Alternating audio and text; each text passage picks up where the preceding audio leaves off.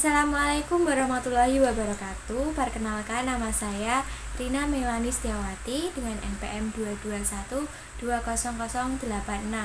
dari kelas 2B Prodi PGSD.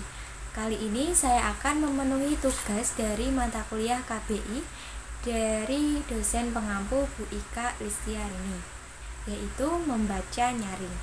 Kali ini saya akan membaca buku yang berjudul Filosofi Teras, karangan Henry Manampiring, ilustrasi oleh Levina Lesmana, yang diterbitkan oleh Buku Kompas tahun 2018.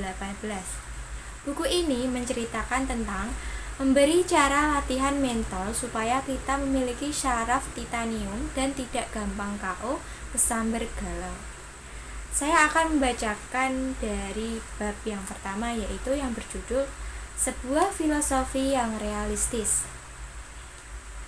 Dulu, saya sering kagum dan iri pada teman-teman yang punya kepribadian ceria, ekstrovert, dan rasanya hidupnya tidak ada masalah. Rasanya setiap bertemu mereka, senyum, canda, dan tawa selalu mengisi keseharian mereka. Ini sungguh kontras dengan penampakan saya yang selalu digambarkan terlalu serius.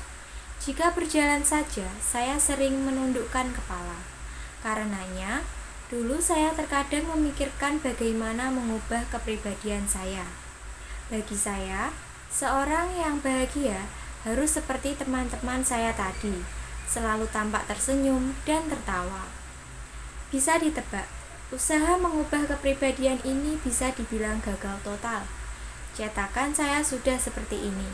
Saya mulai terpikir, bisakah saya bahagia tanpa mengubah kepribadian asli saya? The Problem with Positive Thinking. Setelah membaca hasil survei khawatir nasional dan mendengarkan penjelasan Dr. Andri, saya berpikir bahwa kekhawatiran sehari-hari bukanlah sebuah kondisi yang bisa dianggap remeh. Selain membuat kita jadi sulit merasakan damai, ada risiko lain, yaitu ancaman atas kesehatan fisik kita sendiri. Terus, bagaimana dong solusinya? Adakah cara mengatasi kekhawatiran sehari-hari dan juga emosi negatif lainnya? Saya dikenal memiliki karakter yang pesimis dan seringkali berpikiran negatif. Ketika berkumpul dengan teman-teman atau keluarga, lalu ada yang mengusulkan ide untuk bersenang-senang, saya pasti mampu melihat semua kemungkinan buruk yang bisa terjadi dari ide tersebut. Yuk kita main ke tempat paling gaul saat ini. Saya, males, nanti udah capek mengantri gak dapet tempat. Yuk jalan-jalan keluar kota. Saya, nanti macet, hanya capek saja jadinya. Yuk, bisa terbayangkan betapa populernya saya di pertemanan?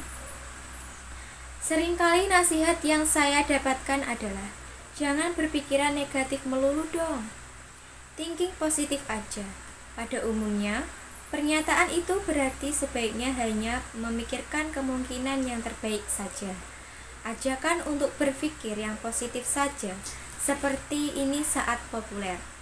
Saya ingat di pertengahan tahun 2000-an, ada buku populer The Secret, yang bahkan mengklaim bahwa sekadar berpikir positif dan memikirkan hal yang tidak dambakan saja mampu membawa perubahan yang kita mau.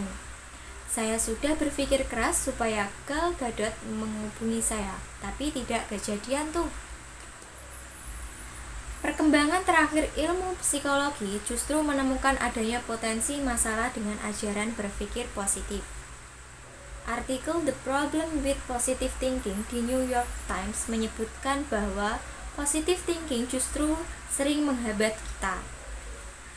Beberapa eksperimen menunjukkan mereka yang menerapkan positive thinking dalam berusaha mencapai tujuannya seringkali memberikan hasil yang lebih buruk dibandingkan mereka yang tidak menerapkan positive thinking. Positive thinking menipu pikiran kita, beranggapan seolah-olah kita sudah mencapai apa yang kita inginkan, sehingga melemahkan keuletan kita dalam berusaha mencapainya. Namun, sebaliknya, sekadar menyuruh orang berpikir realistis saja juga tidak memberikan hasil yang lebih baik. Penulis artikel di New York Times tersebut mengusulkan mental contrasting, yaitu menggabungkan positive thinking dengan memikirkan hambatan-hambatan apa saja yang akan ditemui. Penelitian menunjukkan peserta eksperimen yang melakukan mental contrasting ini mencapai tujuan lebih baik dibandingkan dengan mereka yang hanya membayangkan hal positif saja atau mereka yang hanya membayangkan hal negatif saja. Artikel The Tyranny of Positive Thinking Can Threaten Your Health and Happiness. Tirani berpikir positif dapat mengancam kesehatan dan kebahagiaan Anda. Di New Week menyatakan bahwa positive thinking justru bisa menyebabkan sebagian orang merasa depresi atau gagal, karena secara implisit menyalahkan diri sendiri jika mereka tidak merasa bahagia. Misalnya, kita sedang merasa terpuruk karena tidak lulus ujian. Kesedihan ini masih ditambah lagi kita menjadi merasa bersalah karena merasakan kesedihan itu sendiri. Saya harusnya bisa positive thinking, kenapa masih merasa sedih? Ini bagaikan kena tinju 2 kali dan tinju yang kedua, merasa bersalah karena tidak bisa bahagia. Justru yang lebih merusak dibandingkan kegagalan saat ujian itu sendiri.